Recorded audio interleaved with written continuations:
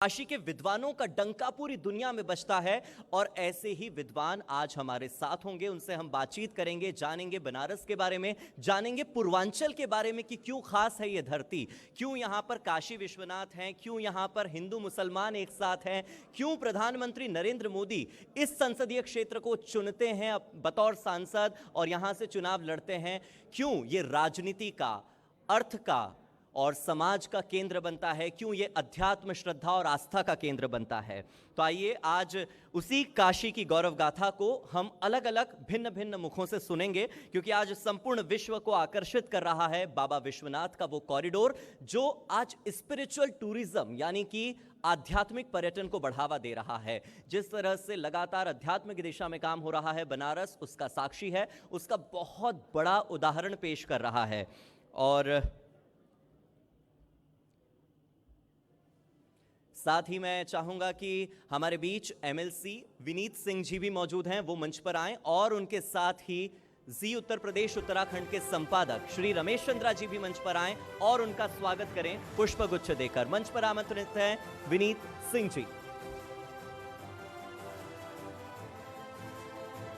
विनीत सिंह जी, आपका बहुत बहुत शुक्रिया हमारे साथ इस कार्यक्रम का एक हिस्सा बनने के लिए। और हम अपने अगले पैनल को मंच पर बुलाना चाहेंगे। काशी जो ज्ञान की नगरी है, काशी जो कला की नगरी है, काशी जो चित्रकला और मूर्ति शिल्प की नगरी है, काशी जो नृत्य के और संगीत के घराने की नगरी है, वो स्थल जहां 24 घंटे चैतन्य प्रज्वलित होती है, चिताएं, और एक ऐसा शहर जहां पर मृत्यु भी एक उत्सव है। बात करेंगे काशी पर, बात करेंगे बनारस पर, बात करेंगे वाराणसी पर। जितने इसके नाम हैं उतने ही ज्यादा अलग अलग मत इस शहर को लेकर है, इस स्थान को लेकर है। उन्हीं मतों के बारे में हम चर्चा करेंगे, उन महंतों से, उन ऋषियों से, उन साधु संतों से, उन विद्वानों से जो ज्ञान रखते हैं और ज्ञान परंपरा का आह्वान करते हैं, जो ऋषि परंपरा को अब तक बनाए हुए हैं। कहा जाता है कि बनारस भारत का सबसे पुराना शहर है। तो कैसे ये सबसे पुराना शहर है उसके बारे में हम बात करेंगे।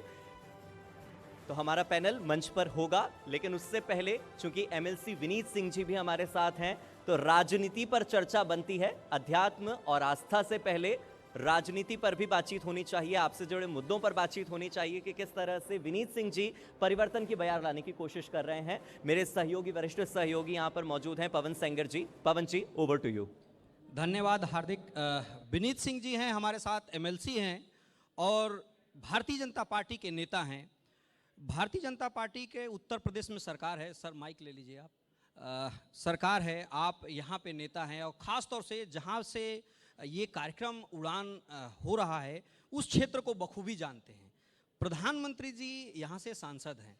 आप जो केंद्र सरकार के कार्यकाल है और उत्तर प्रदेश योगी जी का जो कार्यकाल है उसको आप समझते हैं, बढ़ चढ़ करके हिस्सा लेते हैं। अभी आप गुजरात गए थे, गुजरात से आज आ रहे हैं।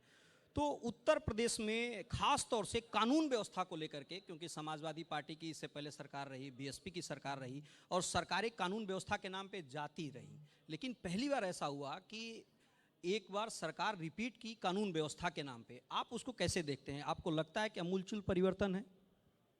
पूर्ण रूप से परिवर्तन है। कानून व्यवस्था के नाम पर अगर यह सरकार आई है, आप समझ सकते हैं कि यहाँ माननीय प्रधानमंत्री जी का यह क्षेत्र है और निरंतर हमेशा जो है कि यहाँ मतदाताओं का, यहाँ आम नागरिक का एक सोच काशी को, काशी वासियों के बीच में माननीय प्रधानमंत्री जब से यहाँ चुनाव लड़ना शुरू किए एकदम बदल सा गया है। पूरा काशी बदला है। माँ विंध्यवासिनी वहाँ का देखिए, परिदृश्य देखिए, जहाँ 2 लाख 4 लाख दर्शक आते थे, श्रद्धालु आते थे, वहाँ 10-10 लाख आना शुरू कर दिए। यहाँ विश्वनाथ कॉरिडोर जब से बना, बिंद कॉरिडोर बना, तमाम पर्यटक इतना अधिक आने लगे, फ्लाइटों में जगह नहीं मिल रही है। ये भारतीय जनता पार्टी में ही संभव था, किसी अन्य दल कभी ये संभव ही नहीं था। जो परिवर्तन हुआ है, आगे भी परिवर्तन होता रहेगा, ये इसी भारतीय जनता पार्टी में ही संभव है। विनीत जी, आप आध्यात्म से भी जुड़े रहते हैं। अयोध्या में अभी दीपावली मनाने जा रहे हैं जिसमें प्रधानमंत्री जी खुद आ रहे हैं। हर साल गिनीज बुक में दर्ज होता है। आप बनारस का जिक्र किए, तो जो अध्यात्म है, क्योंकि दोनों एक कड़ी है, इन्वेस्ट अगर आना है तो कानून व्यवस्था अच्छा हो, और धर्म से अगर विकास को जोड़ दिया जाए तो वो एक अमूलचूल परिवर्तन दिखता है। लेकिन विपक्ष कहता है कि धर्म की राजनीति आप लोग करते हैं और चुनाव जीतने के लिए ये तमाम सारे हथकंडे अपनाते हैं। देखिए, अयोध्या, चाहे यहाँ काशी, चाहे मिर्जापुर में माँ विंध्यवासिनी के धर्म में से वो लोग धर्म की जो प्रक्रिया परंपरा चली आ रही है सदियों से, वेदों से देखेंगे आप, चली आ रही है। धर्म से विकास को जो जोड़ रहे हैं, तमाम जहाँ 10,000 20,000 लोग आते थे, जहाँ 10 लाख 20 लाख, अब अयोध्या की स्थिति होगी कि करोड़ों करोड़ लोग आएंगे। कितने बेरोजगारों को रोजगार वहाँ मिलेगा? विकास तो इससे ही हो जाएगा। विरोधी के पास कुछ बचा नहीं है कहने के लिए, तो कुछ ना कुछ एक से एक दूसरी कड़ी को जोड़ते हैं केवल। इसलिए रोजगार तो काफ़ी मिलेगा, जहाँ तक उनकी कल्पना सोच भी नहीं जाती है वहाँ तक जो है कि हमारे माननीय मुख्यमंत्री जी को देखते हैं, मॉनिटरिंग हर जगह करते रहते हैं। बारिश है काशी, जब तक ये विश्वनाथ मंदिर बन रहा था, किसी नेता का नाम ले लीजिए, बता दीजिए कि रात में 2 बजे आकर संरक्षण करते रहें, चाहे रोड का हो, चाहे मंदिरों का हो, चाहे बिंद कॉरिडोर का, विश्वनाथ कॉरिडोर का, अयोध्या राम जन्मभूमि की बात हो। हर 2-2 बजे 3-3 बजे भोर तक चलने वाला पहला मुख्यमंत्री आपके इस प्रदेश में आए हैं। इस देश में इस तरह के प्रधानमंत्री मिले हैं, तो अन्य कड़ी जोड़ेंगे। विरोधियों का काम है जोड़ना अन्य दलों का। एक सवाल सर, अभी चुनाव आ रहा है नगर निकाय का, आप रूट लेवल से राजनीति को देखते रहे हैं। विपक्ष भी काफ़ी मेहनत कर रहा है, चाहे वो समाजवादी पार्टी की बात कर लें, बीएसपी की बात कर लें। क्या लगता है, क्योंकि पहले भारतीय जनता पार्टी के लिए कहा जाता था कि शहरों की ये पार्टी है, अब गांव में मोदी जी हैं, योगी जी हैं, तो आने वाला जो चुनाव है उसको किस तरीके से देखते हैं और कितनी तैयारी है भारतीय जनता पार्टी की? देखिए, ये पहले कहते थे लोग शहरों की पार्टी है, जब एक एक जात पे राजनीति लोग करते थे। सारी जात को मिटा दिया गया, सारी मजहब मिट चुके हैं, सारे लोग एक प्लेटफार्म पे आकर खड़े हो गए हैं। अब विपक्ष के पास कुछ बचा ही नहीं है। 1-2 लोग, इक्का दुक्का लोग बचे हैं, 10-5% लोग बचे हैं। अब उनके तुष्टीकरण की राजनीति केवल वो कर रहे हैं। वो भी हो सकता है अगले आने वाले चुनाव में वो भी समाप्त हो जाए। वो तो आप पे लगाते हैं आरोप कि तुष्टीकरण की राजनीति भारतीय जनता पार्टी करती है।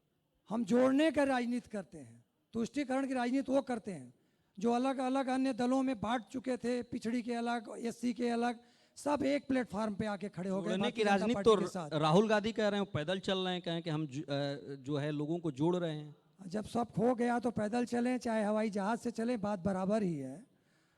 कुछ अब बचा ही नहीं है। जिसके पास बचा है वो भारतीय जनता पार्टी है कि सब कुछ उसके साथ जुड़ा हुआ है। एक अंतिम सवाल आपसे, 2024 का लक्ष्य उत्तर प्रदेश में किस तरीके से देखते हैं?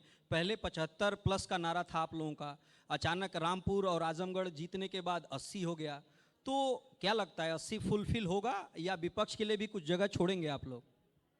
देखिए, 78 से 80 तो रहेगा, 78 से 80 रहना है। विपक्ष बचेगा कहाँ? विपक्ष है क्या? लोकसभा में विपक्ष कहाँ है? लोकतंत्र में थोड़ी तो जगह देनी चाहिए ना। जगह उनको दी गई, उस लायक काम तो करें। जो काम कर रहा है उसके साथ जनता जुड़ी है। बहुत बहुत धन्यवाद आपका। तो ये विनीत सिंह हैं, एमएलसी हैं और भारतीय जनता पार्टी के वरिष्ठ नेता हैं, और लगातार भारतीय जनता पार्टी को मजबूत करने के लिए, चाहे वो उत्तर प्रदेश हो या गुजरात का चुनाव हो या हिमाचल का चुनाव है, लगातार दौरा कर रहे हैं। और इनका कहना साफ तौर पे है कि आने वाले वक्त में विपक्ष जो है उसकी भूमिका आपको नहीं दिखाई देगी। बहुत बहुत धन्यवाद।